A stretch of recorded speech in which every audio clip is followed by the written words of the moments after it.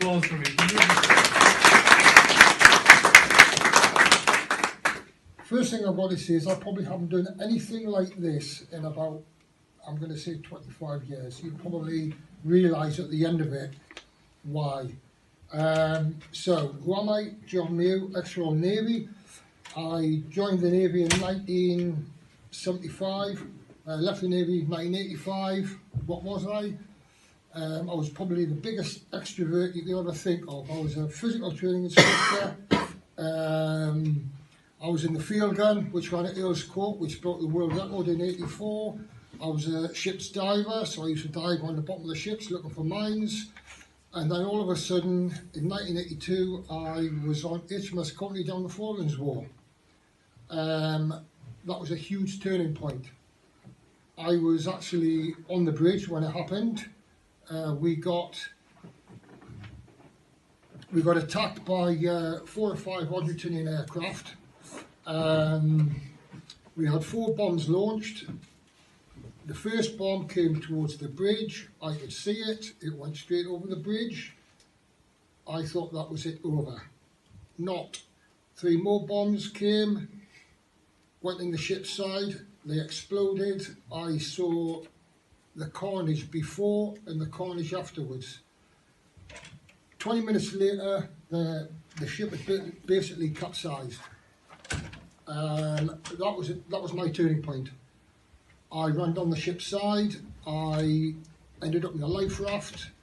The life raft was full of injured people trying to get in the life raft. We had helicopters above picking people up. The downdraft was pushing the life raft in towards the ship's side. We had a missile on the launcher. That pronged the life raft.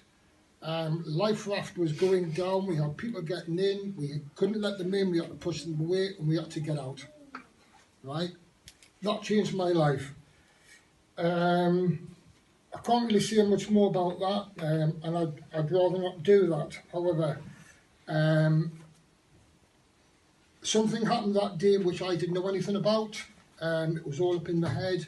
Don't know. But in 1985, I basically left the Royal Navy.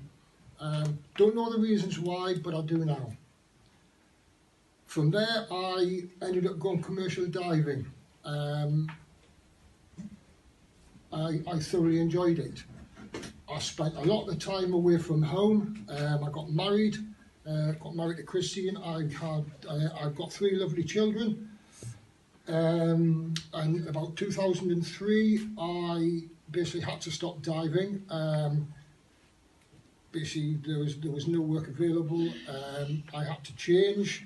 I came home, and then all of a sudden, I'd realised, or I didn't realise then, but I knew that I'd gone from a group of people who, when you work with, you look after each other. It's the adrenaline rush, the excitement, the danger.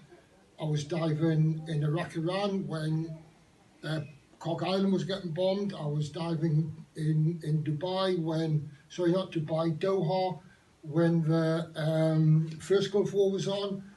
And I ended up diving in Angola, just off the mouth of the Congo, when the Civil War was going on there. So you can see the excitement. Most of the people are military. I've gone from the Royal Navy to that. So I've now left that in 2002, and I just lost my family.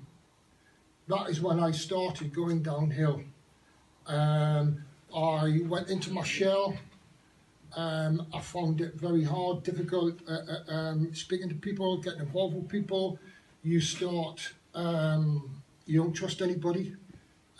You do certain things, you don't know what's right. You alienate yourself, you leave people, and then all of a sudden you become a recluse. And that was me going into what I call my black hole. And once you start going into that black hole, you go down and down. I was diagnosed with, I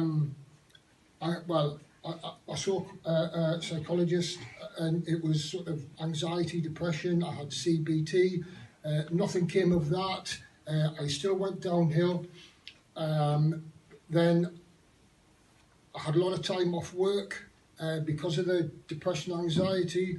My mother, God bless her, Edna, she became seriously ill, and I just continued in this downward spiral.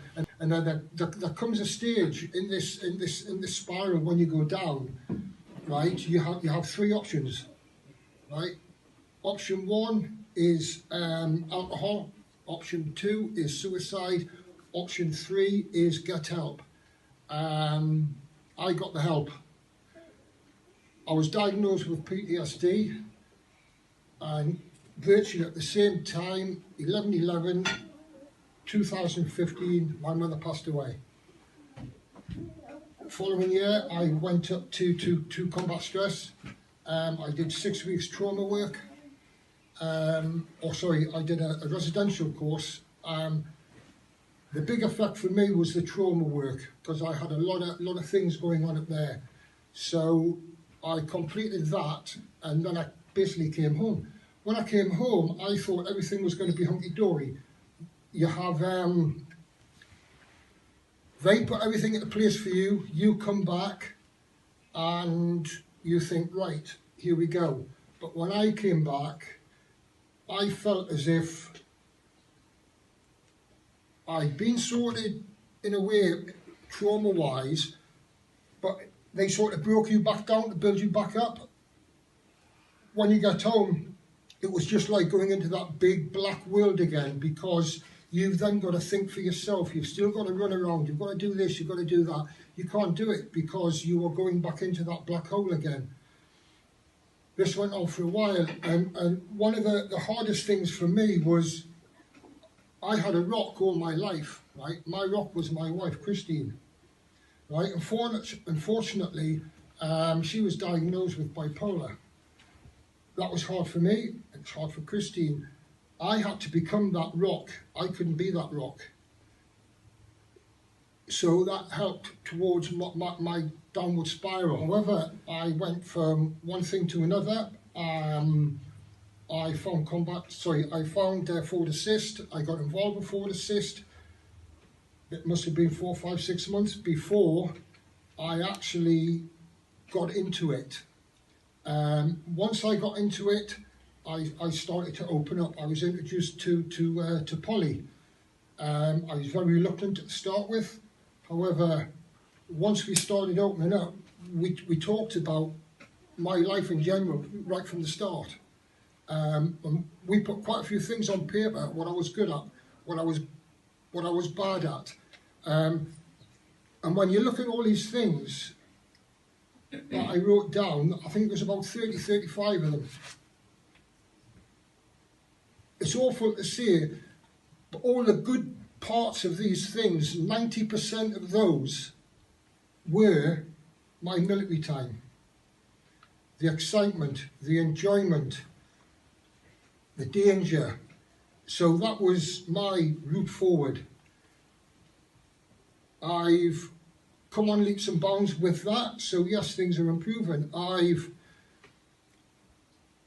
About 7 weeks ago, I had a flashback, and it was all to do with fire alarms, and I just about totally lost it again. However, 3 days later, I spoke into my iPad, and I don't need that. I spoke into my iPad, and I did a 9-minute video on my feelings of depression, anxiety, bipolar, post-traumatic stress disorder, and that was purely because of this flashback, because I heard lots of people saying certain things, and I didn't like it. So I did 9 minutes on my life. 3 days later, there is over 7,000 hits on Facebook, on my Facebook page. And from there, it's literally gone Chronicle Live, Sunday Sun, it's gone to Night Owls, Alan Robson, MBE.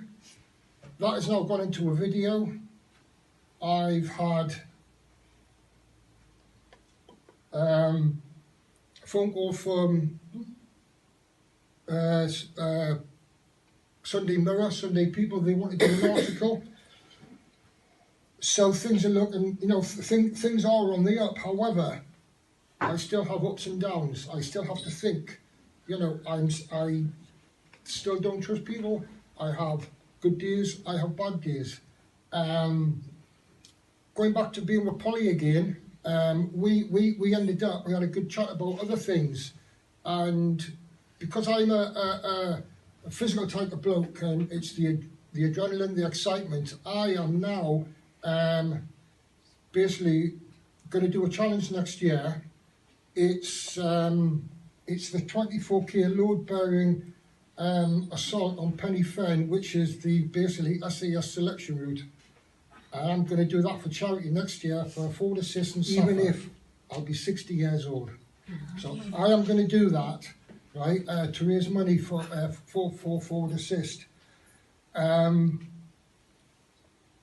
I still have a long way to go, but forward assist have basically helped me a great deal, and that is basically it. However, there's one thing that I want to do, and I think it might sort of make you realise, because people don't think about this black hole and take in what it's like. So I want to try and promote it as much as I can, hence that first Facebook blog or thing, whatever you want to call it. When I was up at Hollybush House, I wrote a poem to my wife and my children, and I put it on Facebook. I just want to read you about my thoughts on my black hole. Right? I love you through my anger, in between my fits of rage.